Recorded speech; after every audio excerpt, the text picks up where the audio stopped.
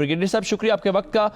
पहले दिन से ही पाकिस्तान ये कह रहा है कि बालाकोट का हमला भारत का अपना एक प्लान था और भारत ने पहले से ही उसको प्लान किया हुआ था। आपको अगर याद हो तो इलेक्शंस भी उससे पहले थे। तो ऐसे में अब भारत के अपने ही लोग वो तमाम चीजें सामने लेके आ रहे हैं और पाकिस्तान का मौक़िफ़ दुरुस्त साबित हो रहा है। जी बिल्कुल, पाकिस्तान का मौक़िफ़ दुरुस्त साबित हो रहा है दो वजूहात की वजह से। एक जो डिसइंफॉर्मेशन लैब का जो इंडियन क्रॉनिकल के जरिए जो चीज आई, और दूसरे पाकिस्तान का मौक़िफ़ तो उस दिन ही साबित हो गया था जिस तरह इंडिया के अंदर टेप्स रिलीज हुई थी जिसमें अमित शाह की बातचीत हो रही थी और उसमें वो एक फिक्रा कह रहा था कि कोई ऐसा काम करो जिसके जरिए हम इलेक्शन जीत जाएं। और आपको पता है कि पुलवामा वाले वाक़े के टाइमिंग्स पे बड़े गौर करने की उस वक्त भी जरूरत थी, इसलिए कि जिस दिन पुलवामा का वाक़या हुआ उसी दिन FATF का एक बड़ा अहम इजलास हो रहा था और इंडिया ने एक बड़ी प्लान के तहत एक लड़के को खड़ा करके पीछे जैश ए मोहम्मद का झंडा लगा के और उनने उसके ऊपर एक टेप रिलीज कर दी और वो टेप जो है वो FATF के इजलास में डिस्कस भी हुई।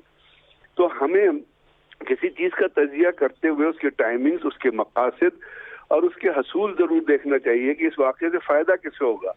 तो ये तमाम चीजें पहले साबित हो गई थी, बल्कि यही नहीं, जब ताज होटल का वाक़या हुआ था तो उस वक्त भी हमने ये कहा था कि ताज होटल के वाक़े से पाकिस्तान को कोई फायदा नहीं हुआ। और जिस तरह इन्होंने एक कहानी बनाई है कि वो दहशतगर्द, वो अजमल कसाब और इस किस्म के लोग वहाँ गए, किश्ती गई, उसके अंदर कोलगेट के वो पड़े हुए थे, तो ये चीजें इस तरह पॉसिबल नहीं होती, क्योंकि जो दहशतगर्द इस किस्म का इतना बड़ा काम करते हैं उनकी भी एक स्ट्रेटजी होती है काम करने की, उनकी भी एक टेक्निक होती है, एक टैक्टिक्स होती है जिसके जरिए वो चलते हैं। हथियार कौन लेके जाएगा, फायर कौन करेगा, कहाँ पे उनकी आपस में मिलाप होगा। तो हमने उसी वक्त भी ये कहा था कि ये काम पाकिस्तान के अंदर बैठी कोई ऑर्गेनाइजेशन या कोई दहशतगर्द ऑर्गेनाइजेशन नहीं करते, ये इंडिया ने करवाया। इसमें CIA इन्वॉल्व है, रॉ इन्वॉल्व है, मोसाद इन्वॉल्व है। और ये चीजें बाद में अल्हम्दुलिल्लाह एक किताब लिखी गई इंडिया प्रेस्टीज के नाम से, जिसको पाकिस्तान के किसी जर्नलिस्ट ने लिखा। एक बाहर के बड़े मशहूर जर्नलिस्ट है जो इन्वेस्टिगेटिव जर्नलिज्म है, जिन्होंने बहुत सारे इनामात दिए हैं, उन्होंने लिखा, उन्होंने उसके अंदर कहा कि जी ये वाकया जो है ये इंडिया ने करवाया था ताकि वो पाकिस्तान को बदनाम कर सके।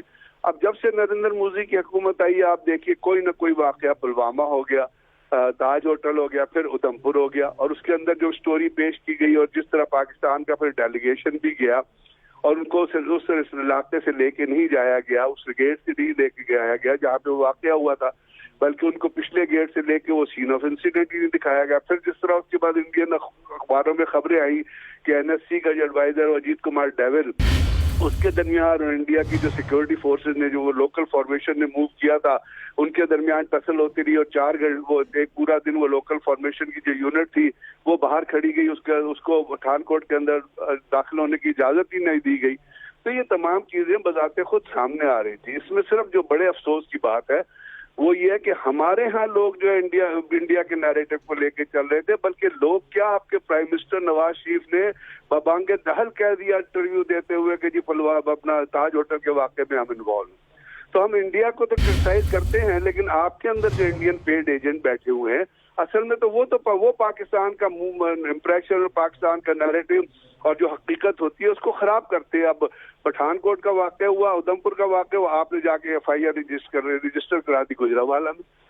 तो बात यह है कि या तो हम अपने मौक़िफ़ पे खड़े हो जाए, इस मुल्क की इम्पोर्टेंस को पहचान लें। जब आपका प्राइम मिनिस्टर आपके अदारों को ब्लेम करेगा, जब आपका प्राइम मिनिस्टर बयान देगा कि हम इन्वॉल्व थे, तो पीछे दुश्मन को तो कुछ करने की जरूरत ही नहीं है भाई।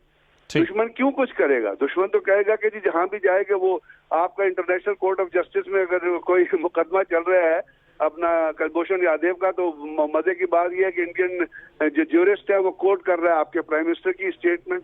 तो इन चीजों को देखने की जरूरत है। इंडिया तो आहिस्ता आहिस्ता बदनाम होकर इंडिया आहिस्ता आहिस्ता एक्सपोज होगा, क्योंकि वो काम ऐसे कर रहे हैं कि वो खुद ही एक्सपोज होंगे। यही जो एंकर है अर्नाब गोस्वामी, जो आपको जिसका आपने नाम लिया और जिसकी अभी ट्वीट्स और जिसकी अभी व्हाट्सएप को चीजें सामने आ रही हैं, उसके ऊपर क्या हुआ इंडिया के अंदर? उसके ऊपर क्या है, खुदकशी का मुकदमा नहीं क्रिएट हुआ जिससे उसके किरदार का अंदाजा हो जाता है।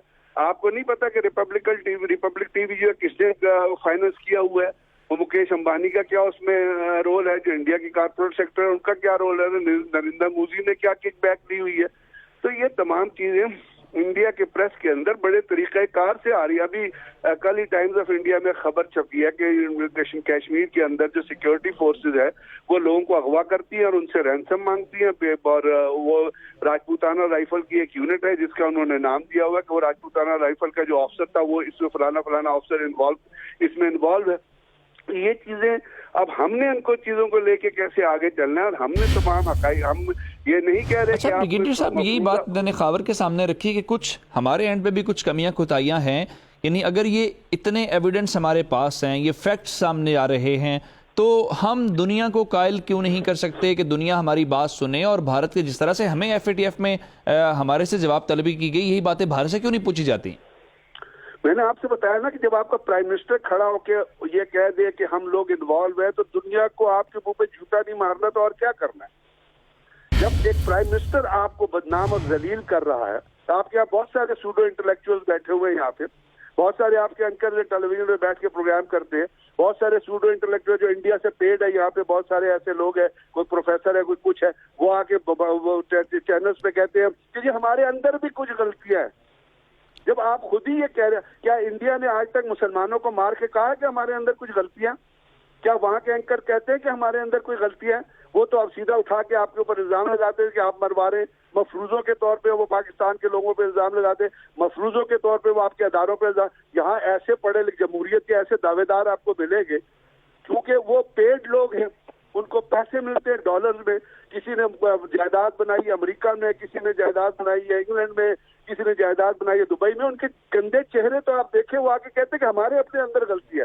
اور یہ ہمارے بہت سارے سینئر لوگ بھی کہتے ہیں, بیوروکریٹس بھی کہتے ہیں کہ ہمارے اپنے اندر, کیونکہ وہ لوگ ہم اپنے آپ کو زیادہ ہی جمہوریت پسند ثابت کرنے کے موڈ میں ہوتے ہیں.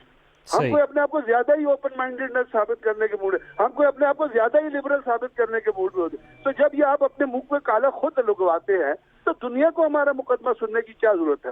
وہ تو کوٹ کرے گی ہمارے اپنے لوگوں کو.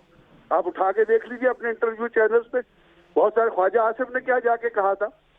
آج خواجہ آصف صحیح, یعنی آپ کے خیال میں ہمیں بڑی کھل کے اور فرنٹ فٹ پہ کھیلتے ہوئے بھارت کو جواب دینا چاہیے. دنیا خبر کی دنیا